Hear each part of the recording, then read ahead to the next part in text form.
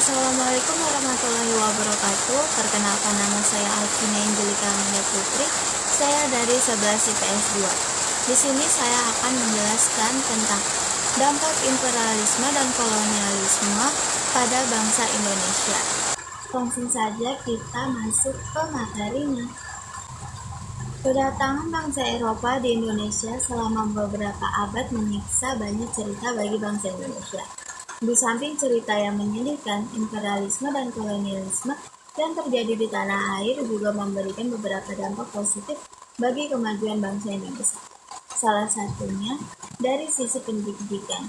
Meskipun hanya bisa diakses oleh segelintir orang saja, seperti kaum bangsawan, dampak dari imperialisme dan kolonialisme juga memicu rasa nasionalis dan cinta tanah air rakyat Indonesia sehingga bersatu untuk melawan penjajah akibat adanya penindasan.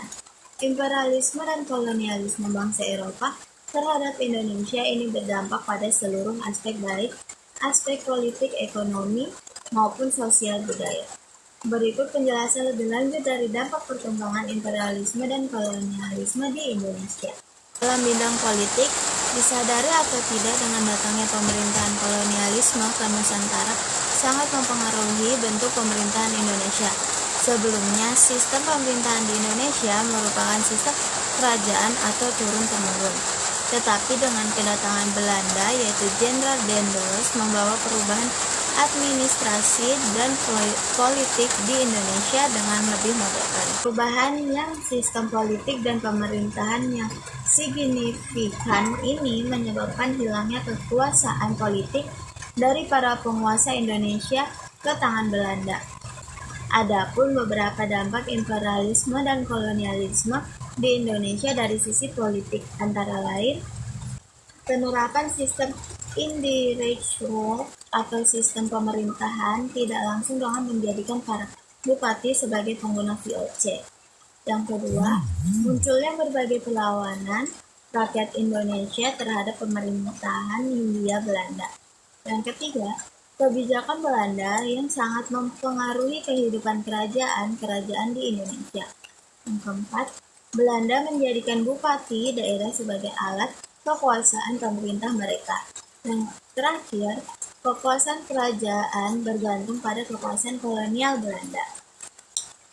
Dalam bidang ekonomi, yaitu dampak imperialisme dan kolonialisme Belanda juga berdampak pada bidang ekonomi, di mana salah satu tujuan mereka menguasai Indonesia untuk mendapatkan keuntungan sebesar-besarnya dengan mencari uang dan mengumpulkan kekayaan sebanyak-banyaknya. Hal tersebut dapat dibuktikan dengan beberapa faktor, yaitu pertama, adanya sistem tanam paksa yang diterapkan oleh Belanda terhadap masyarakat Indonesia.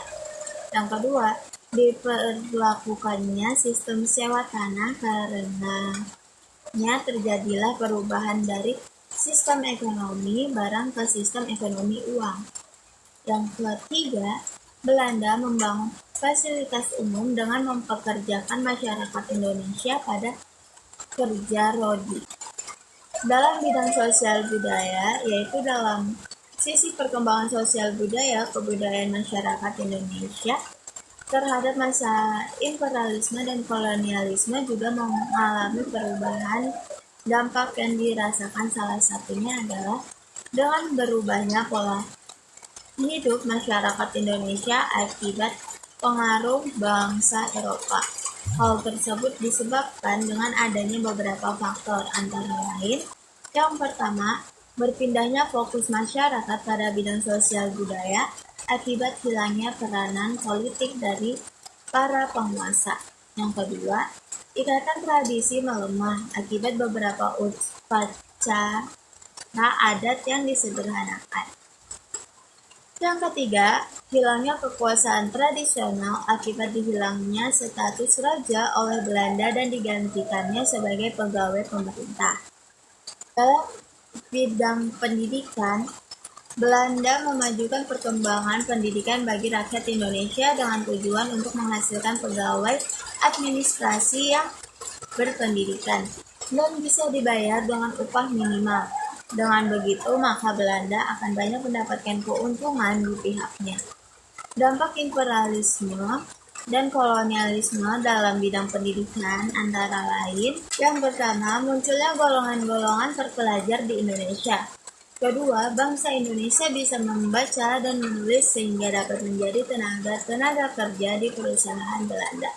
Yang ketiga, bangsa Indonesia menjadi tahu perkembangan yang terjadi di dunia luar. Itu tadi penjelasan tentang dampak perkembangan imperialisme dan kolonialisme di bangsa Indonesia. Itu saja yang dapat saya sampaikan. Apabila ada kekurangan, saya mohon maaf. Terima kasih. Assalamualaikum warahmatullahi wabarakatuh.